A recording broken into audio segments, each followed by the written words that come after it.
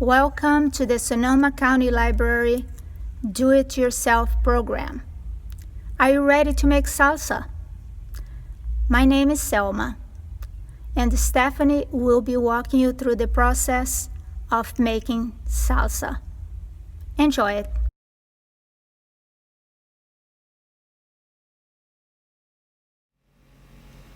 Alright, so for the main ingredients, we're going to need about a pound of tomatillos, around 10 tomatillos, 3 to 4 chiles pasillas, which you will find in any Hispanic grocery store or in the Hispanic aisle like at Rayleigh's. We're going to need some garlic and salt, and if you like spicy, chile de árbol, which you can also find in your Hispanic grocery store or the aisle. Alright, to get the seeds out, we're going to start by cutting off the stem. Alright, and then just making an incision like in the middle, straight down. Just opening it up. Oh, this one has a lot of seeds. And just getting the seeds out. Alright, so we're going to leave these in for 10 minutes. Once the chiles have been done soaking for 10 minutes, we're going to go ahead and just put the chiles in the blender.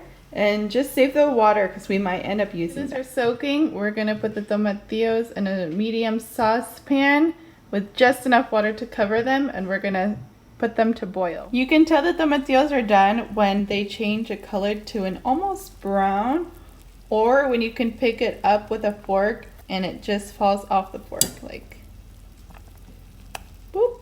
It's done. Right, and after that we're going to drain the water so they stop cooking, and we're just going to let them cool for just about 5 minutes. So now that the tomatillos are cooled, I have put everything already in the blender. The chiles, tomatillos, the garlic clove, and some salt. This salsa is very flavorful and perfect for chilaquiles, breakfast burritos, maybe on your eggs. And if you wanted to make it a little bit more spicy, I would suggest adding the chiles árbol in the hot water when you're soaking the chiles pasillas, just to make it a little bit more spicy. You only need to add a few.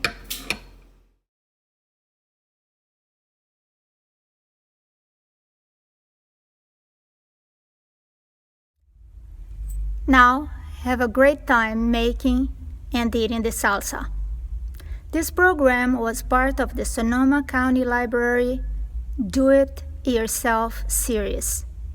Until the next one, thank you.